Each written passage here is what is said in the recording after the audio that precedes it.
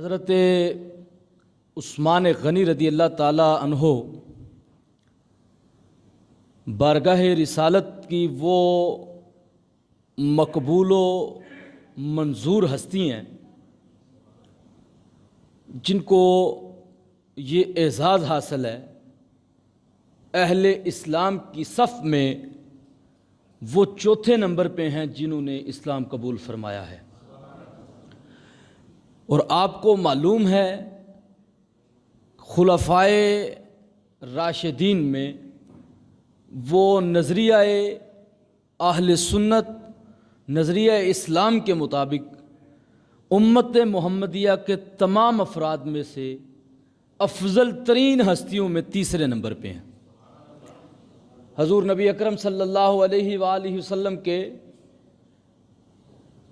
بڑے پیارے صحابہ جن میں حضور سیدنا صدیق اکبر جو بالاجماع تمام امت محمدیہ میں سب سے افضل سب سے اعلیٰ ہیں، اور ان کے بعد حضور فاروق اعظم عمر بن خطاب، اور ان کے بعد پھر حضور عثمان غنی ذی النورین رضی اللہ تعالی عنہم، اور اس کے بعد آپ کو معلوم ہے حسن و حسین کے بابا اور فاطمہ کے سر کے تاج داماد مصطفیٰ اخی مصطفیٰ ہم راز مصطفیٰ و دم ساز مصطفیٰ مولا علی مشکل کشا شیر خدا رضی اللہ تعالیٰ عنہ۔ نبی اکرم صلی اللہ علیہ وآلہ وسلم نے فرمایا ہے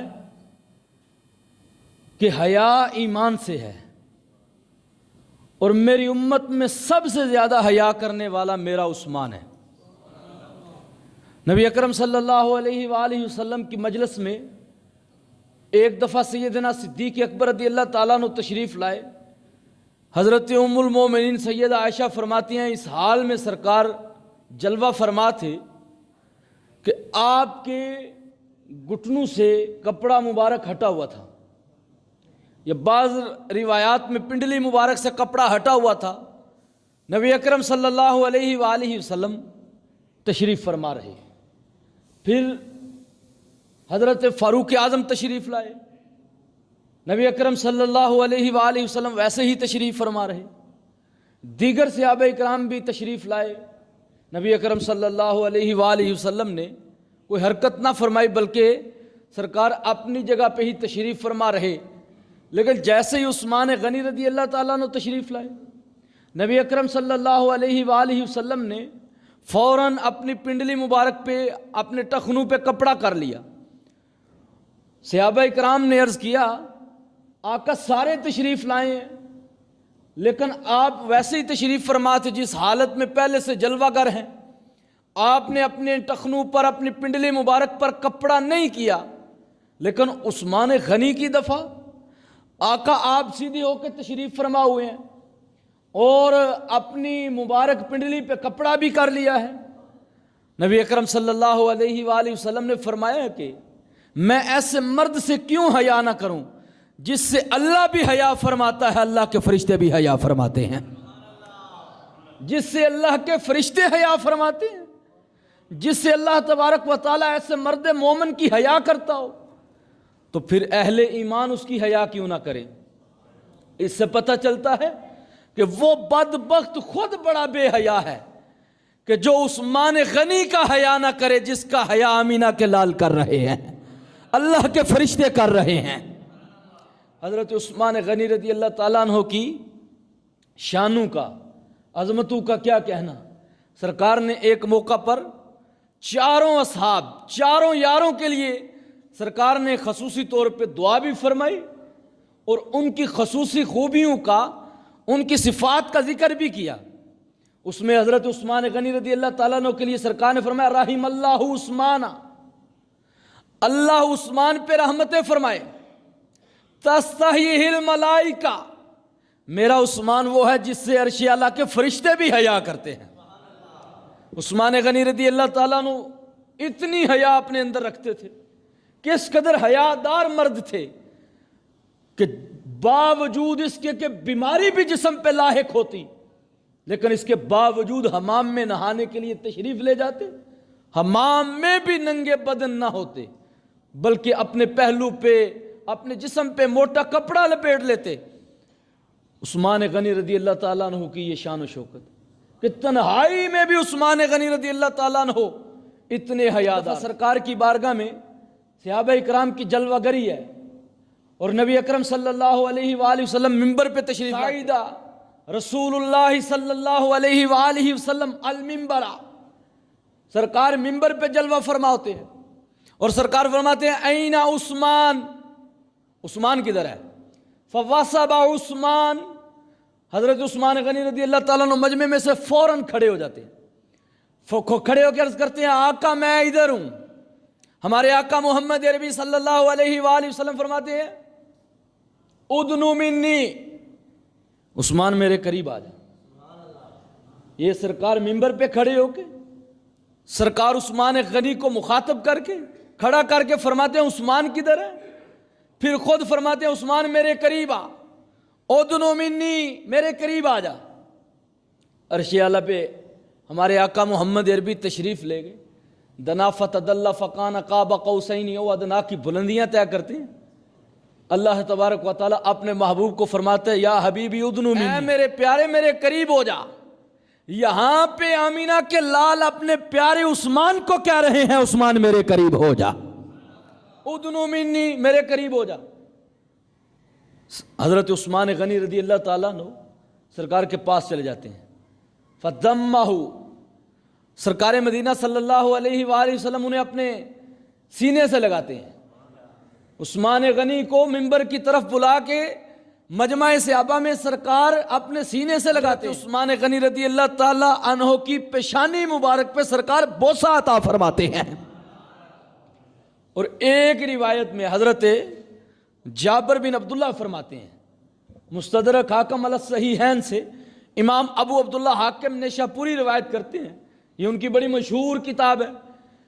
وہ ایک روایت نقل کرتے ہیں حضرت جابر بن عبداللہ سے، کہتے ہیں سرکار کے تمام صحابہ اکرام تشریف فرمائے، مشہور ہستیاں، صدیق اکبر بھی ہیں، فاروق اعظم بھی ہیں، عثمان غنی بھی ہیں، حیدر کرار بھی ہیں، حضرت طلحہ بھی ہیں، حضرت زبیر بھی ہیں، عبد الرحمن بن عوف بھی ہیں، کہتے ہیں بہت ساری ہستیاں سرکار کی بارگاہ میں تشریف فرما ہیں۔ اس وقت نبی اکرم صلی اللہ علیہ وآلہ وسلم نے عثمان غنی کو یہ اعزاز عطا کیا۔ عثمان غنی رضی اللہ تعالیٰ عنہ کے لیے سرکار نے فرمایا انت ولی فی الدنیا و فی الآخرہ، عثمان تو دنیا میں بھی میرا دوست ہے، آخرت میں بھی میرا دوست ہے۔ یہ مجمع صحابہ میں نبی اکرم صلی اللہ علیہ وآلہ وسلم نے عثمان غنی رضی اللہ تعالیٰ عنہ کو یہ اعزاز عطا فرمایا۔ اور ایک اور روایت جس کے راوی امام حسن مجتبیٰ ہیں، اور امام حسن مجتبیٰ جن سے روایت کرتے ہیں وہ ان کے بابا علی المرتضیٰ ہیں۔ امام حسن کی روایت سے حضرت علی کی زبان سے یہ حدیث سنے عثمان غنی کا مرتبہ کیا ہے۔ حضور نبی اکرم صلی اللہ علیہ وآلہ وسلم نے ایک دن مجمع صحابہ میں عثمان غنی رضی اللہ تعالی عنہ کو اپنے قریب کیا، یہاں تک کہ حضرت علی فرماتے ہیں ان رسول اللہ صلی اللہ علیہ وآلہ وسلم آنکا عثمان، ہمارے آقا محمد عربی نے عثمان غنی کو گلے لگا لیا، معانقہ فرمایا، گلے لگا کے فرمایا کہ عثمان میرا بھائی ہے، میں نے اس کو گلے لگایا، تم میں سے جس کا جو بھائی ہے تم اس کو گلے لگا لو۔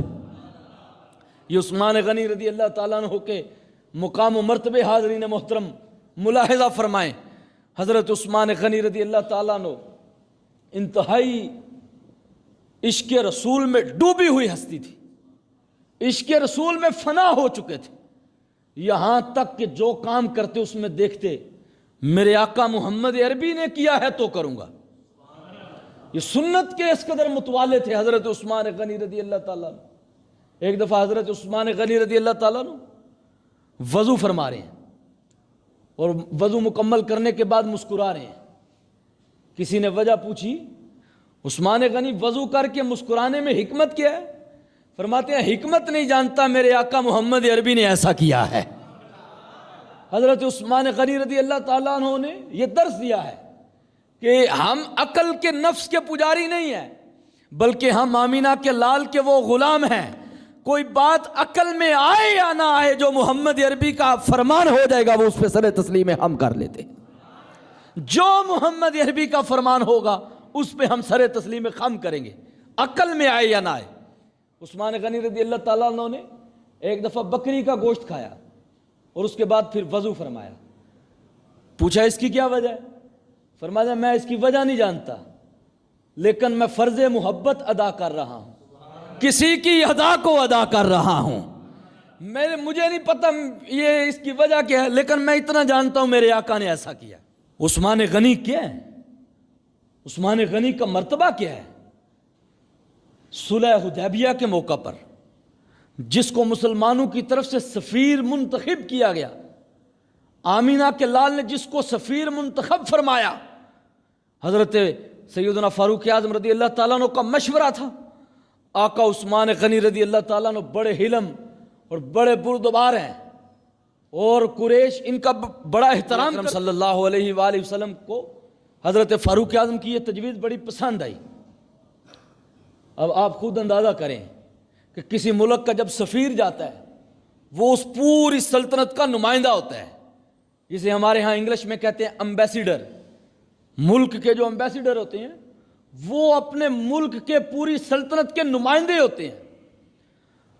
محمد عربی صلی اللہ علیہ وآلہ وسلم کا انتخاب دیکھیں، 1400 صحابہ میں کسی اور پر نہیں بلکہ عثمان غنی پہ ٹھہرا ہے.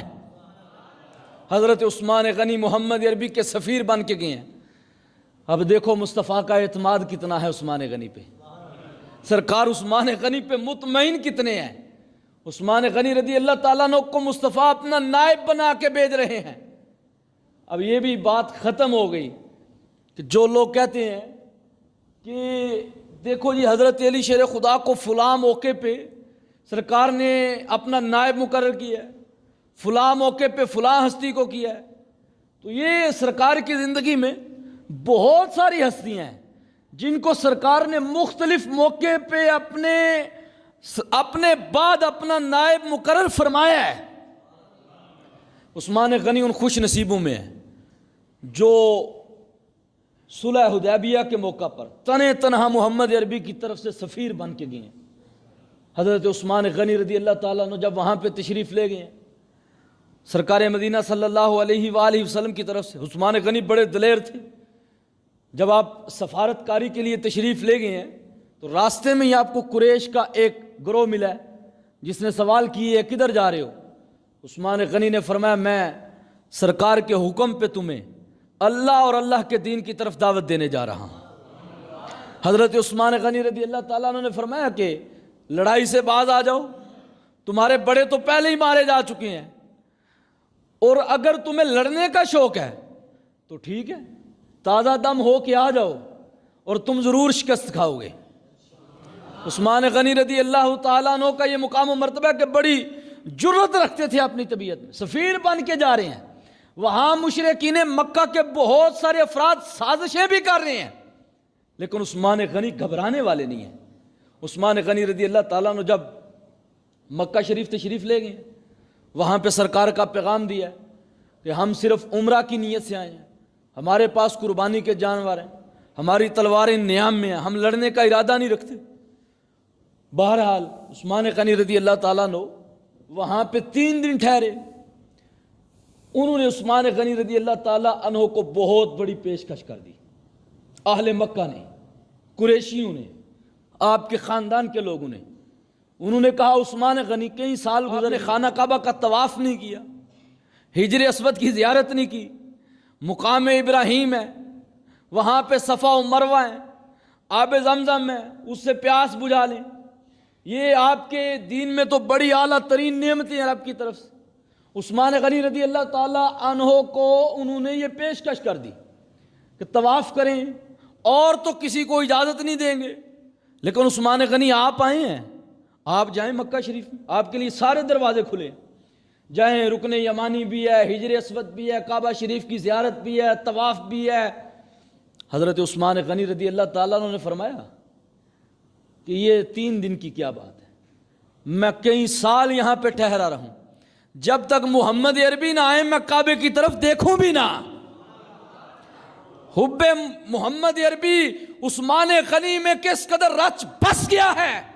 عثمان غنی رضی اللہ تعالیٰ نے فرمایا کعبے کی طرف دیکھنا بھی گوارا نہ کروں جب تک کہ میرے آقا محمد عربی نہ آئے. حضرت عثمان غنی رضی اللہ تعالیٰ نے وہاں پہ صحابہ کرام نے بھی سرکار کی بارگاہ میں عرض کیا ہے.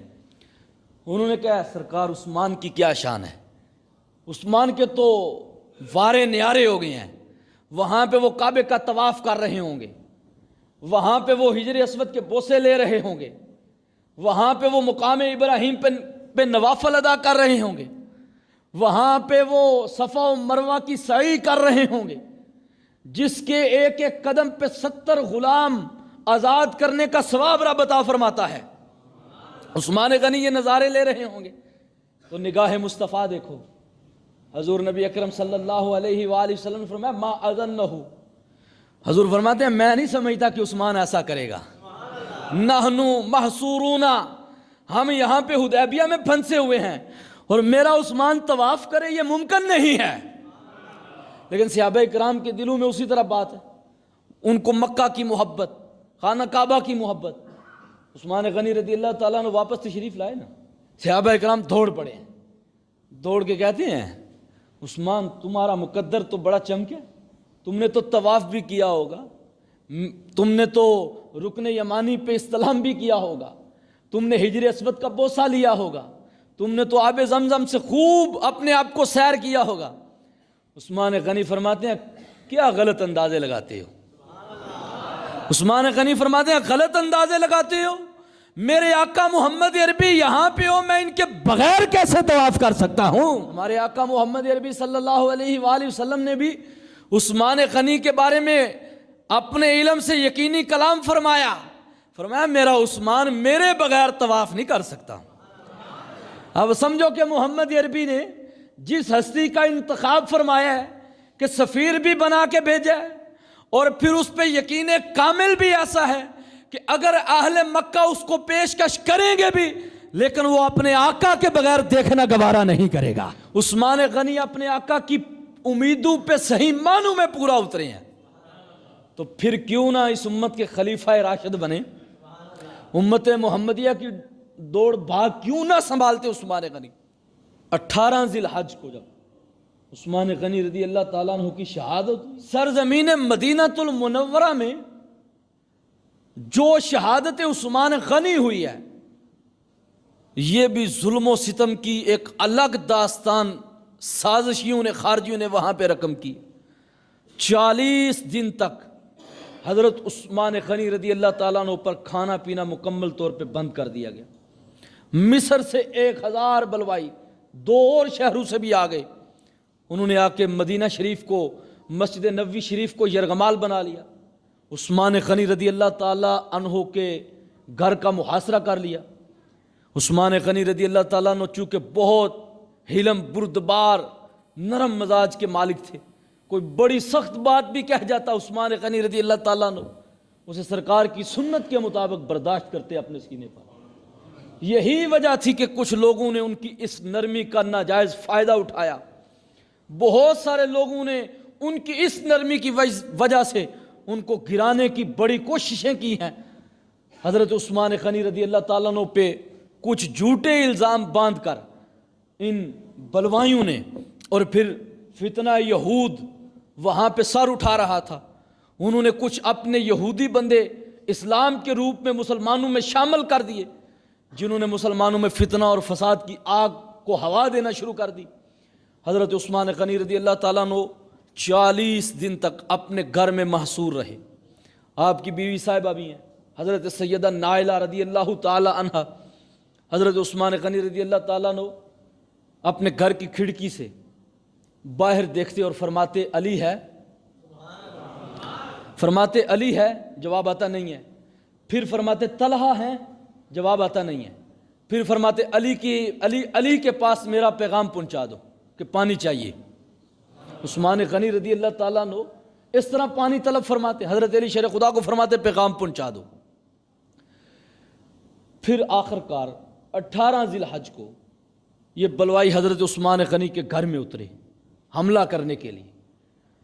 اور امام حسن مجتبیٰ حضرت عثمان غنی کی بارگاہ میں حاضر ہوئے اور عرض کیا 700 صحابہ اکرام ہتھیار لے کے زریں پہن کے آپ کی خاطر تلوار اٹھانے کو تیار ہے، لیکن عثمان غنی رضی اللہ تعالیٰ عنہ کا ادب مصطفیٰ اور عشق مدینہ دیکھیں، مدینہ شریف کا ادب دیکھیں۔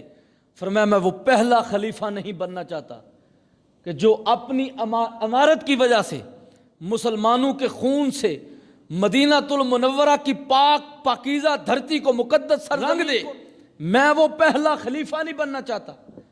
حضرت داتا گنج بخش علی حجویری فرماتے ہیں یہاں پہ بالکل حضرت عثمان غنی والا معاملہ ایسے ہی ہے جیسے نار نمرود میں حضرت ابراہیم کو پھینکا گیا۔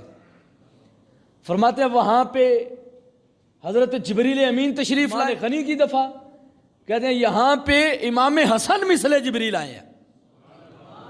وہاں پہ جبریل امین نے عرض کیا ہے مجھے حکم کریں، یہاں پہ امام حسن نے کہا ہے کہ حکم دیں ہم ان لوگوں کی گردنیں اڑا دیں۔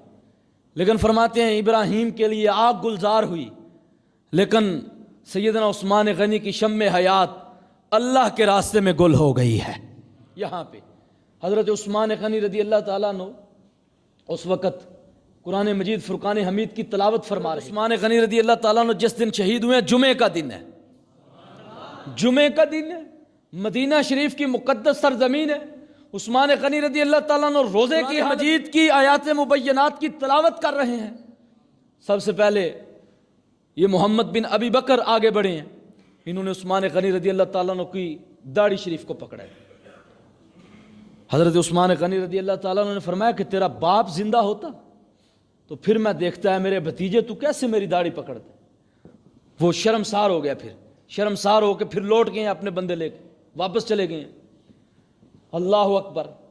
اس کے بعد پھر 2-3 بلوائیوں نے حملہ کیا، پھر حمار نامی شخص جس نے حضرت عثمان غنی رضی اللہ تعالی عنہ کے سر میں سریا مارا ہے اور جس سے آپ جام شہادت نوش فرما گئے۔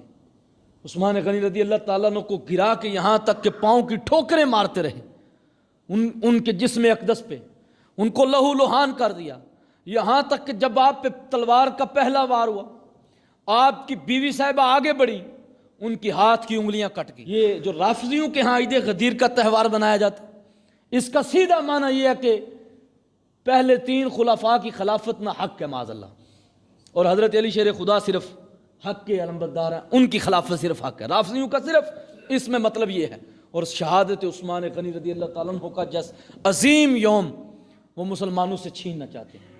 حضرت عثمان غنی رضی اللہ تعالیٰ عنہ شہید ہو گئے ہیں اللہ کے راستے میں قرآن مجید کی تلاوت کرتے ہوئے، اور سرکار کا فرمان ہے جو جس حالت میں اس دنیا سے جاتا ہے قیامت کے دن جب سور پھونکا جائے گا تو اسی حالت میں اٹھایا جائے گا۔ عثمان غنی رضی اللہ تعالیٰ عنہ روزے کی حالت میں قرآن کی تلاوت کرتے ہوئے جلوہ فرما ہوں گے۔ حضرت عثمان غنی رضی اللہ تعالیٰ عنہ کی شہادت کی گواہی کل قیامت کے دن رب کی لا ریب کتاب خود دینے والی ہے۔ حضرت عثمان غنی رضی اللہ تعالیٰ عنہ کی شہادت کی گواہی سرزمین مدینہ دینے والی ہے۔ حضرت عثمان غنی رضی اللہ تعالیٰ عنہ آپ کے قاتلوں پر مصنف ابن ابی شیبہ کی روایت ہے، حضرت علی شیر خدا فرماتے ہیں قاتلین عثمان پر اللہ کی لعنت ہو،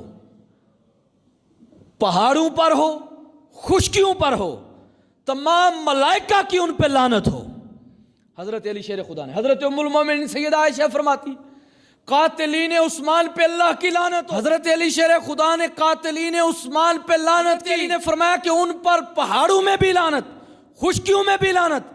ذرا علی کے اس فرمان میں تو بھی شامل ہو جا، عثمان غنی کے قاتلوں پر اللہ کی، عثمان غنی کے قاتلوں پر اللہ کی۔ 18 ذی الحج کو عثمان غنی کو بڑی بے دردی کے ساتھ پھر شہید کیا گیا ہے، جس نے مدینہ کے لیے پانی لا کے دیا ہے، فرمایا یہ لو پیو۔ عثمان غنی نے اپنے مال سے کنویں خریدے، مسلمانوں کے لیے وقف کر دیے، اپنے باغات کے مال مسلمانوں کے لیے پیش کر دیے۔